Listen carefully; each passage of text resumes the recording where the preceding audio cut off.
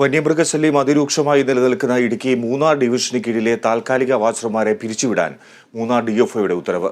RRTയിലും central nursery, inspection ബംഗ്ലാവ് എന്നിവിടങ്ങളിലെയും ഒഴികെ ബാക്കിയെല്ലാ താൽക്കാലിക വാച്ചർമാരെയും പിരിച്ചുവിടാനാണ് ഉത്തരവ്. കഴിഞ്ഞ 9-ാം തീയതിയാണ് മൂന്നാർ ഡിവിഷന് കീഴിലുള്ള അടിമാലി, നേരിമംഗലം, ദേവികുളം, മൂന്നാർ ഫോറസ്റ്റ് റേഞ്ചുകൾക്ക് കീഴിൽ കാലങ്ങളായി ജോലി നോക്കി വരുന്ന താൽക്കാലിക വനംവകുപ്പ് വാച്ചർമാരെ മാർച്ച് 31-ന് ശേഷം പിരിച്ചുവിട്ടുകൊണ്ടുള്ള മൂന്നാർ ഡിഎഫ്ഒയുടെ ഉത്തരവിറങ്ങിയത്. വനവിഭവ ശേഖരണം, വനവികസനം തുടങ്ങിയ ബഡ്ജറ്റ് ഹെഡുകൾക്ക് കീഴിൽ ജോലി നോക്കുന്ന താൽക്കാലിക വാച്ചർമാരുടെ ജോലിയാണ് നഷ്ടമാവുക. ഈ ബഡ്ജറ്റ് ഹെഡുകൾ വഴി വരുന്ന പണമാണ് താൽക്കാലിക വാച്ചർമാർക്ക് ശമ്പളമായി നൽകിയിട്ടുള്ളത്. 925 രൂപ ദിവസവേതനം പറയുന്നുണ്ടെങ്കിലും പ്രതിമാസം ഇവർക്ക് ലഭിക്കുന്നത് 15,000 രൂപ വരെ മാത്രമാണ്.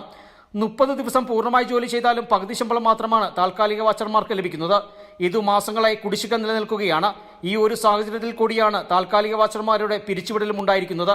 മാത്രവുമല്ല, മനുഷ്യ വന്യജീവി സംഘർഷം ഏറ്റവും രൂക്ഷമായി തുടരുന്ന ചിന്നക്കനാൽ, ശാന്തമ്പാറ, ദേവികുളം അടക്കമുള്ള പ്രദേശങ്ങളിൽ വാച്ചർമാർ ഇല്ലാതാകുന്നതോടെ വലിയ പ്രതിസന്ധി നേരിടേണ്ടി വരും. വനസംരക്ഷണവും വന്യജീവി പ്രതിരോധവും നിലയ്ക്കുന്ന അവസ്ഥയിലേക്ക് എത്തുമെന്നാണ് വിലയിരുത്തൽ. വിഷയത്തിൽ സംസ്ഥാന സർക്കാർ ഇടപെടണമെന്ന ആവശ്യമാണ് വാച്ചർമാരും ഒപ്പം വന്യജീവി ശല്യം രൂക്ഷമായ പ്രദേശത്തെ നാട്ടുകാരും മുന്നോട്ട് വയ്ക്കുന്നത്. Bineesh Antony, Kerala vision news, Idukki.